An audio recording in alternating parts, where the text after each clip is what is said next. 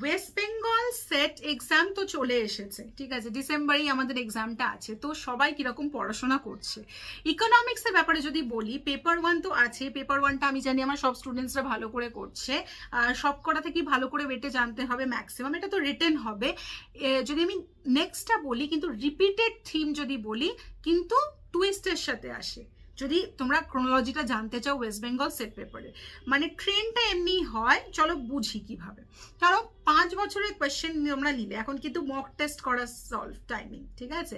তো ধরো micro economics, macro economics নিলাম, ঠিক আছে। ধরো একটা কোয়েশ্চেন এসেছে, এখানে বিভিন্ন ধরনের কোয়েশ্চেন্স কিন্তু এখন আসছে। যেমনি ইউজিসি নেটে আসে, এখন ক্রোনোলজিক্যাল প্যাটার্ন আসে, তারপর কে কোন ইয়ারে কোনটা লিখেছে, এরকম টাইপের কোয়েশ্চেন্স আছে। তো তোমাদের এমনিভাবেই প্র্যাকটিস করতে হবে।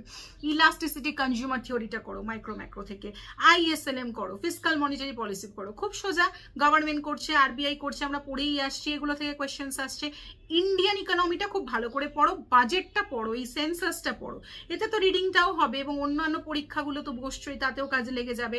Planning in India, poverty, unemployment, এই জিনিসগুলো খুব ভালো করে পড়বে। Fiscal policy of states, Nobel prize কে পাচ্ছে, কোন ইয়ারে কি হয়েছে, এগুলো ভালো করে, কারণ কি এখন কিন্তু এই কোয়েশ্চেন্সগুলো আসছে খুব ভালো করে।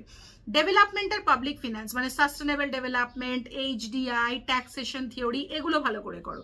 ওয়েস্ট বেঙ্গল সেট কিন্তু এরকম ভাবে কোয়েশ্চেনটা করে যারা থিঙ্ক করে অ্যান্সার দেয়, মানে স্ট্রেট কোয়েশ্চেন পাবে না, ঠিক আছে, যে এই থিওরিটা কে লিখেছে, সোলো গ্রোথ মডেলটা, সেরকম কোয়েশ্চেন্স আসছে না। নেটও না সেট, কিন্তু নেট যদি তোমরা নেটও দিচ্ছ তাহলে কিন্তু ডিসেম্বরেই পড়েছে, 31 ডিসেম্বর থেকে 7 নভেম্বর, এরকম 7 জানুয়ারি ডেট হবে।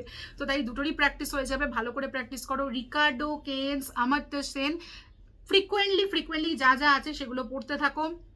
নিউমেরিক্যাল কোয়েশ্চেন সলভ করো, ন্যাশনাল ইনকাম অ্যাকাউন্ট থেকে হোক, মাল্টিপ্লায়ার হোক, পাবলিক হোক, ডেরিভেটিভস, ম্যাথ পার্টটা কিন্তু প্র্যাকটিস করতে থাকবে। ছোট ছোট জিনিস আসবে, ডেরিভেটিভ বার করা, ইন্টিগ্রাল বার করা, এমনি ফার্স্ট এরকমই।